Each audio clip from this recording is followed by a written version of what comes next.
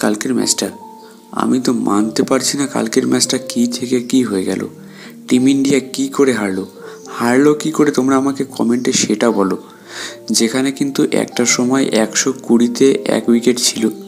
রোহিত শর্মা প্রত্যেক দিন টিমকে এত সুন্দর একটা স্টার্ট দিচ্ছে, রোহিত শর্মা এবং শুভমান গিল। আর রোহিত শর্মা আউট হয়ে যাওয়ার পর থেকেই টিমের কিন্তু পতন শুরু। একের পর এক কিন্তু তর করে উইকেট কিন্তু পড়তেই থাকছে।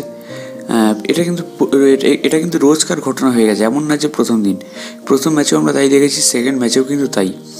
এবার যেখানে কিন্তু শ্রীলঙ্কা 240 করেছিল, টিম ইন্ডিয়া 120 পর্যন্ত ছিল 1 উইকেটে। একটা সময় এত সুন্দর স্কোরবোর্ড ছিল, মনে হচ্ছিল টিম ইন্ডিয়া কিন্তু ইজিলি ম্যাচটা বেট করে দেবে।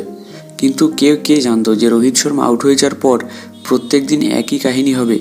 না চললো বিরাট কোহলি, না চললো শিবম দুবে, না চললো শ্রেয়াস আইয়ার, না চললো KL রাহুল। অক্ষর প্যাটেল মোটামুটি ফাইট দিচ্ছে প্রত্যেক দিনই কম বেশি, দুর্দান্ত বোলিং করছে, সঙ্গে ব্যাটাতেও কিন্তু রান করে দিয়ে আছে। কিন্তু আমি একটা ব্যাপার বুঝতে পারলাম না যে গম্ভীর কেন শিবম দুবেকে প্রমোট করলো শ্রেয়াস আইয়ারের জায়গায়। আমার মতে এই এক্সপেরিমেন্টটা না করলেই বেটার হতো গৌতম গম্ভীরের। তবে যাই হোক, লজ্জাজনক একটা ঘটনা, কিন্তু এই ঘটনা মোটেও মানা যায় না যে টিম ইন্ডিয়ার মতো একটা টিম অন্যদিকে শ্রীলঙ্কার মতো একটা টিমের কাছে কিন্তু এভাবে হারছে। এটার জন্য আমি একটাই কথা বলবো যে শেম, মানে লজ্জাজনক ঘটনা। আমি যদি কোচ হতাম ভাই, আমি কিন্তু টিম থেকে তখনই ইস্তফা দিতাম। এবার আমি জানি না যে টিমের কী চলছে, মানে কেন এত ডাউনফল হচ্ছে। এমনভাবে খেলছে স্পিন, মনে হলো প্লেয়াররা স্পিন খেলতেই পারে না।